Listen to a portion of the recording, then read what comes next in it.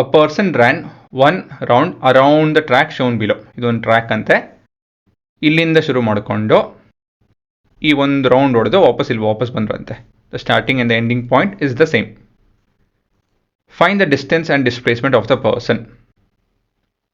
Entire length of the path ಕೊಟ್ಟಿದ್ದಾರೆ. So ಇಲ್ಲಿ distance displacement ಕಂಡುಹಿಡಿಬೋದು. ಡಿಸ್ಟೆನ್ಸ್ ಅಂತ ಹೇಳಿದ್ರೆ ಏನು? ಡಿಸ್ಟೆನ್ಸ್ ಅಂತ ಹೇಳಿದ್ರೆ it is the length of the actual path ಅಂತ ಹೇಳಿದ್ರೆ 800 ಮೀಟ್ರು ಅಲ್ವಾ? ಇಲ್ಲೇ ಕೊಟ್ಟಿದೆ ನೋಡಿ. The entire length is 800 metres. ಅದು ನಿಮ್ಮ ಡಿಸ್ಟೆನ್ಸ್. ಡಿಸ್ಪ್ಲೇಸ್ಮೆಂಟ್ ಏನಾಗುತ್ತೆ? ಅದೇ displacement it is the shortest path from the start, between the start and the end ಅಲ್ವಾ? Between start and end points. ಹಾಗಾಗಿ ಇಲ್ಲಿ ಸ್ಟಾರ್ಟು ಎಂಡ್ ಪಾಯಿಂಟ್ ಒಂದೇ ಆಗಿದೆ. ಏನು ಮತ್ತೆ ನಿಮ್ಮ ಉತ್ತರ ಕೊನೆಯದಾಗಿ? ನಿಮ್ಮ ಉತ್ತರ 0 ಮೀಟರ್ಸ್.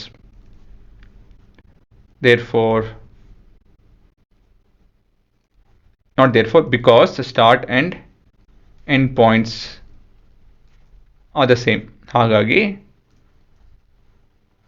ನಿಮ್ಮ ಡಿಸ್ಪ್ಲೇಸ್ಮೆಂಟ್ 0 ಆಗಿ ಸಾಧ್ಯ. ಏನು ಕನ್ಕ್ಲೂಡ್ ಮಾಡ್ಬೋದು ನಾವು? ಕನ್ಕ್ಲೂಷನ್ ಅಂತ ಹೇಳಿದ್ರೆ distance is greater than displacement. ಇಲ್ಲಿ ಅದು ಬಿಟ್ಟು ಏನಂತ ಹೇಳಿದ್ರೆ ಮತ್ತೊಂದು important conclusion, even though distance is a positive value,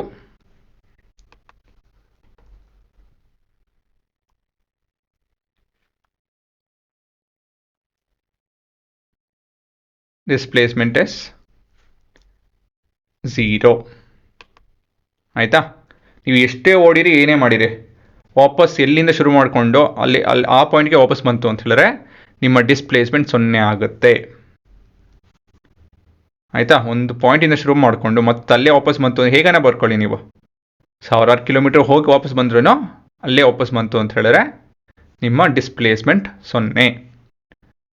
ಮತ್ತೊಂದು ಎಕ್ಸಾಂಪಲ್ ಕೊಡ್ತೀನಿ. ಇವಾಗ ನೀವು ಅಲ್ಲಿ ಕೂತಿದ್ದೀರಲ್ಲ, ಇದೇ ಜಾಗದಲ್ಲಿ ಒಂದಷ್ಟು ದಿನ ಮೊದಲಾಗಿ ಇಲ್ಲಾಂದ್ರೆ ನೆನ್ನೆ ಕೂತಿರ್ತೀರ. ಅವತ್ತಿಗೂ ಇವತ್ತಿಗೂ ನಿಮ್ಮ ಡಿಸ್ಪ್ಲೇಸ್ಮೆಂಟ್ 0 ಆಯಿತು ಲೆಕ್ಕ. ಸೊ ನೀವು ಎಲ್ಲಿಂದ ಶುರು ಮಾಡಿತೀರೋ ಅಲ್ಲೇ ವಾಪಸ್ ಬಂತು ಅಂತ ಹೇಳಿದ್ರೆ ನಿಮ್ಮ ಡಿಸ್ಪ್ಲೇಸ್ಮೆಂಟ್ 0. ನೀವೊಂದು ಊರಿಗೆ ಹೋಗಿ ವಾಪಸ್ ಬಂದಿರ್ಬೋದು, ಹಾಲು ತರಕ್ಕೆ ಹೋಗಿ ವಾಪಸ್ ಬಂದಿರ್ಬೋದು, ಇನ್ನೊಂದೇನೋ ತರಕ್ಕೆ ವಾಪಸ್ ಬಂದಿರ್ಬೋದು.